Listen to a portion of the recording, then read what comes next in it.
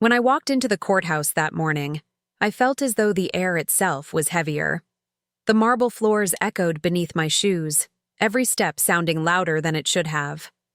My hands were clammy, and even though I tried to steady my breathing, the truth was, I was nervous. Not because I doubted the truth, but because this was court. And in court, truth doesn't always speak for itself. The bailiff's voice rang out, calling everyone to stand as the judge entered. She was an older woman with sharp eyes and an expression that showed she'd seen countless families fall apart in her courtroom. The sight of her robe, the gavel resting on the desk, the way she carried herself, it all reminded me that this wasn't just a family dispute anymore. It was a legal battle. I took my seat at the defendant's table, my lawyer beside me. Across from us sat my brother John, his expensive suit pressed perfectly, his lawyer already shuffling through papers with a confident smirk. John glanced my way, but there was no warmth in his eyes, none of the brother I remembered. Instead, he looked at me like I was just another opponent he needed to crush.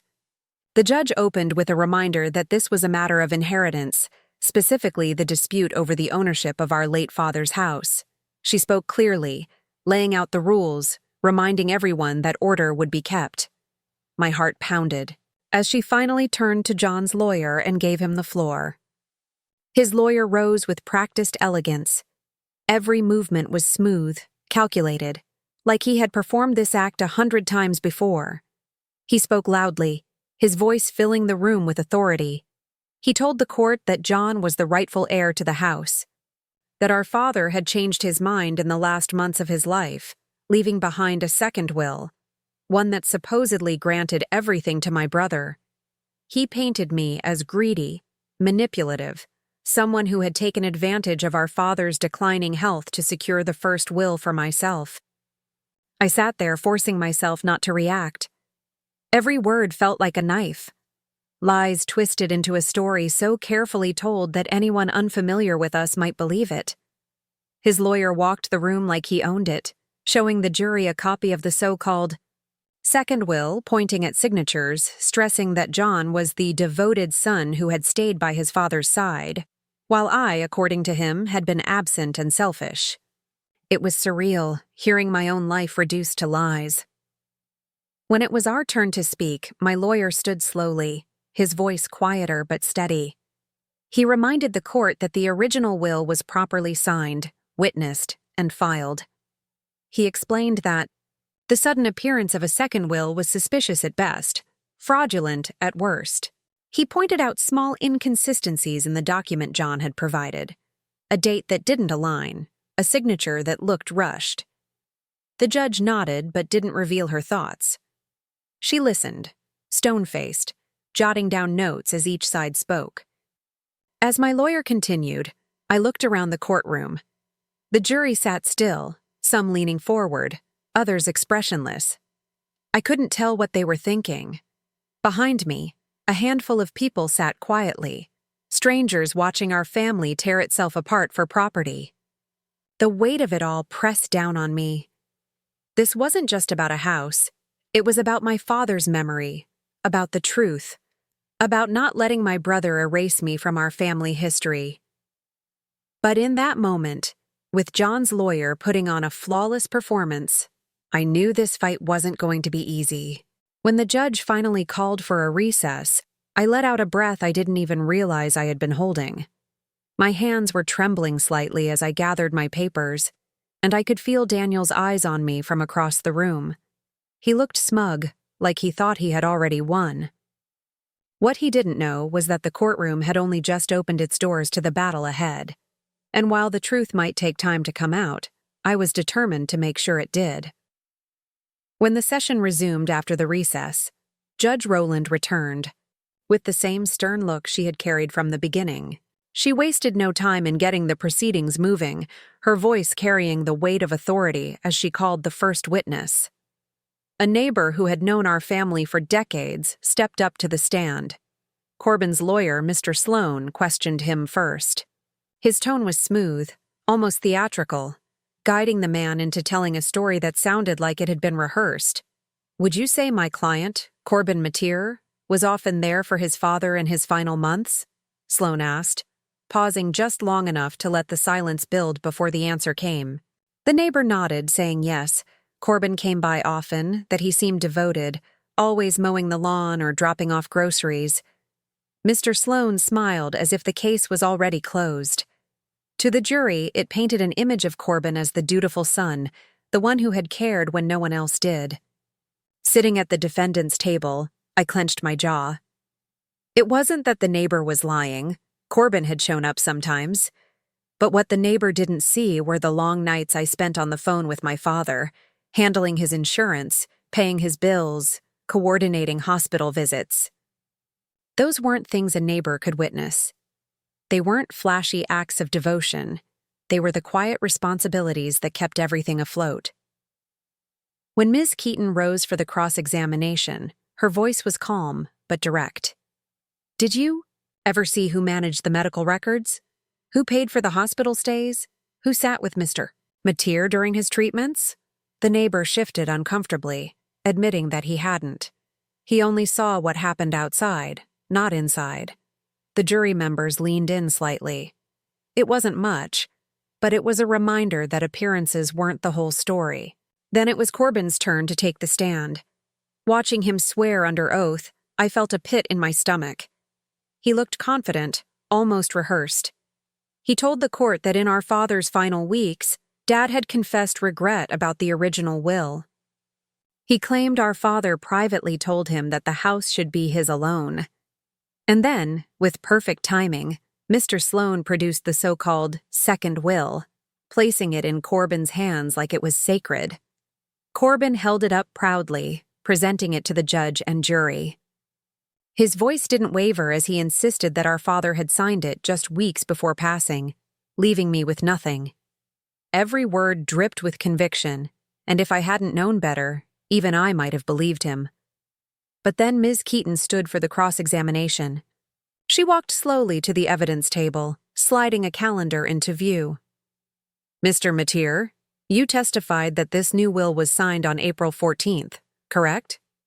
"Yes," Corbin said firmly. "And you were present for that signing?" "Yes." Keaton tapped the calendar with her pen. "April 14th was 2 days after your father was admitted to St. Mary's Hospital. Records show he was sedated for treatment. Are you claiming he signed a legal document while under heavy sedation?" Corbin froze for just a moment, the first crack in his smooth performance. He fumbled with his words, saying maybe the date was wrong, that he might have mixed it up. But the hesitation was obvious, and the jury noticed. Still, Mr. Sloane jumped to his rescue, objecting with flair. He told the court that memory during times of grief could be unreliable, that what mattered most was intent. He hammered the word over and over, saying our father's intent was clearly to give the house to Corbin. Judge Rowland scribbled notes, her expression unreadable. The weight of it all pressed down on me. Every time we scored a point, Sloane twisted it into something else. The jury sat in silence, their faces hard to read. I couldn't tell if they believed him, or if they were starting to see through the cracks. By the lunch recess, my nerves were frayed. I stepped into the hallway, leaning against the wall with my heart pounding. For a fleeting moment, I pictured what losing would feel like. Not just the house, but the rewriting of my father's memory in a courtroom full of strangers. And that's when I want to pause here for a second and say this. If you're following along with this story and the tension has you hooked, take a moment to like this video and subscribe to the channel. It helps more than you think, and it ensures you won't miss the next dramatic twist in this case. Back in the courtroom, Mr. Sloane paraded witness after witness. Old family friends, distant relatives, people who had seen Corbin drop by the house now and then. They all told stories that painted him as the devoted son. Piece by piece, Sloane built a performance that was hard to ignore. But Ms. Keaton never faltered. For each witness, she asked the same cutting questions. Did you see the will signed? With your own eyes? Every single one admitted they had not. The seed of doubt grew, subtle but steady. Still, by the end of the day, I walked out drained. Corbin strutted past me like he'd already won. But deep down, I reminded myself, trials don't end in one day. And the storm that was coming next would shake every corner of that courtroom. The next morning, the air in the courtroom felt heavier than before. I could feel it in my chest, like the weight of what was coming was pressing down on everyone. Judge Rowland called the court to order, her gavel striking with a sharp echo that silenced the room. Mr. Sloane, ever confident, strutted to the center with another piece of evidence, a bank statement that he claimed proved Corbin had been handling our father's finances. He spoke with authority, showing highlighted figures that suggested Corbin had been depositing funds and paying bills in those final weeks. It looked convincing. The jury scribbled notes.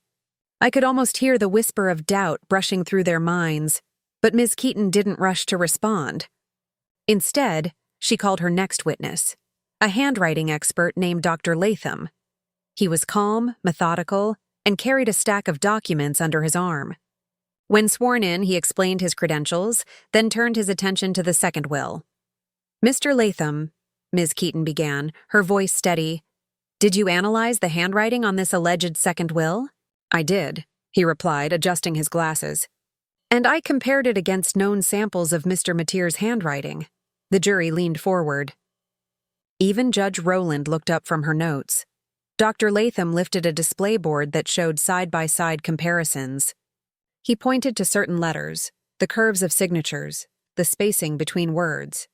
"This will," he said firmly, "was not written or signed by Mr. Mateer. In fact, it shows clear signs of forgery. The strokes are hesitant, the pressure inconsistent. This signature is an imitation." Gasps rippled through the courtroom. Corbin's face went pale. Mr. Sloane immediately objected, claiming the testimony was speculative, but Judge Rowland overruled him. The jury's eyes flicked between the board and Corbin, their suspicion growing with every passing second. My pulse raced. For the first time, I felt the truth breaking through the fog. Ms. Keaton pressed further. "Dr. Latham, in your expert opinion, who is most likely to have written this so-called will?" Corbin shifted in his seat, gripping the armrest. The room seemed to tighten. Dr. Latham didn't point directly at him. He didn't have to. His analysis spoke louder than any accusation. Corbin's calm demeanor began to crack. He muttered to Mr. Sloane, his voice sharp and panicked. The jury saw it. Everyone saw it. The man who had been so composed was suddenly unraveling, and then came the moment no one expected. During a heated exchange, when Judge Rowland pressed Mr. Sloane on the authenticity of the will, Sloane hesitated. He looked at Corbin, then back at the judge. His voice wavered. "Your Honor," he said slowly, "I cannot, in good faith, continue to represent my client if this document is fraudulent." The entire courtroom froze. Corbin spun toward him. "What are you doing?" he hissed, his face red with fury, but Sloane kept his eyes on the judge. "I was given this document by my client. I was assured it was legitimate. If it is not, then I cannot stand by it. I will not jeopardize my license for a forgery." The betrayal hit Corbin like a blow. He slammed his fist on the table, shouting that everyone was against him. Judge Rowland immediately ordered him to compose himself. The bailiff stepped closer, ready if needed. The jury's eyes were locked on Corbin now, and there was no saving the image he had tried so carefully to build. His own lawyer had just abandoned him in open court, and the forged will was collapsing like a house of cards. Ms. Keaton seized the moment. "Your Honor, with this revelation, it is clear that the second will is fraudulent.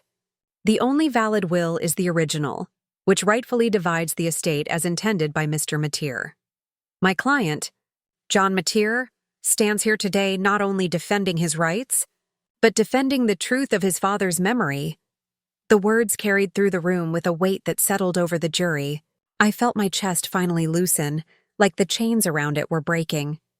For the first time in weeks, hope surged within me. Still, the trial wasn't over. Judge Rowland announced that the proceedings would continue the next day to allow both sides to finalize their arguments. But the atmosphere had changed. The momentum was no longer on Corbin's side. The jury had seen the cracks, and the mask had been torn away. As I left the courtroom that evening, I caught one last glimpse of Corbin sitting alone at the defense table. His confidence was gone, replaced with something far more familiar: fear. He had built his case on lies, and now the truth was eating away at it piece by piece. The final day would decide everything. And deep down, I knew justice was closing in. The final morning arrived with a different kind of energy. The hallways of the courthouse were quieter, the air heavier, like everyone knew the story was nearing its end. I walked into that courtroom with my lawyer, Ms. Keaton, and for the first time since it all began, I didn't feel like a man standing on trial. I felt like a man standing for the truth. Corbin, on the other hand, looked like a shadow of himself. His suit was wrinkled, his hair unkempt, and without Mr. Sloan by his side, he seemed exposed. He had been assigned a temporary public defender overnight, but the damage was already done. The jury had seen him unravel, and there was no going back. Judge Rowland entered, her gavel striking 3 sharp times. "Court is in session," she declared. "We will now hear closing arguments before rendering a decision." Ms. Keaton stood first. She didn't raise her voice. She didn't need to. Her words were deliberate, each one carrying the weight of everything we'd fought for. "Ladies and gentlemen of the jury," she began, "this case is not just about property. It is about honesty. It is about honoring a man's true wishes, not rewriting them through deceit. You heard the handwriting expert. You saw the contradictions in Corbin Mateer's testimony. You witnessed the collapse of his fabricated story. And now, you must decide whether this courtroom values truth or forgery." She paused, letting the silence settle. "The only legitimate will is the original, which honors Mr. Mateer's intent. My client, John Mateer, is not here to take more than his share. He is here to protect his father's voice, a voice his brother tried to silence." When she sat down, I felt a swell of gratitude. She had spoken not only for me, but for my father, who could no longer defend himself. Then came Corbin's turn. His new lawyer looked uncomfortable, fumbling through a brief argument that lacked conviction. He tried to paint Corbin as misunderstood, a man who had only wanted recognition. But the words felt hollow, more like an apology than a defense. Corbin himself stared at the table, unable to meet the jury's eyes. The image of confidence he once wore was gone, stripped bare by his own lies. Judge Rowland excused the jury to deliberate. The room emptied of chatter, leaving only the faint ticking of the clock above the bench. I sat in silence, staring at my hands, every minute stretching like an eternity. After nearly 2 hours, the jury filed back in. Their faces gave little away, but I could feel the tension crackling in the air. Judge Rowland asked if they had reached a verdict. The foreman stood. "We have, Your Honor." He cleared his throat, then spoke the words that would change everything. "We find that the second will is fraudulent and invalid. The original will is the only legal and binding document. We rule in favor of John Mateer." The words hit me like a release. The weight I'd been carrying for months, maybe even years, lifted from my chest. I exhaled, realizing I'd been holding my breath without even knowing it. Corbin shot up from his seat, shouting that it wasn't fair, that I had turned everyone against him. Judge Rowland slammed her gavel, warning him to control himself. The bailiff stepped forward, guiding him back down into his chair. His outburst only sealed what everyone already knew. His credibility was gone. When court adjourned, I remained seated for a moment, letting it sink in. The estate wasn't just property to me. It was my father's legacy, a place filled with memories that could never be forged. And now, thanks to truth prevailing, that legacy was safe. As I walked out of the courthouse, the autumn air felt different on my face. Lighter, cleaner. I knew the battle had cost me. Sleepless nights. Strained nerves, the pain of watching my brother turn against me. But in the end, the fight had been worth it. Justice isn't always loud or fast. Sometimes it crawls, sometimes it stumbles. But when it arrives, it is undeniable. And on that day, in that courtroom, justice stood firmly on my side. With that said, Thanks for watching. Until next time, make sure to like and subscribe for more content like this.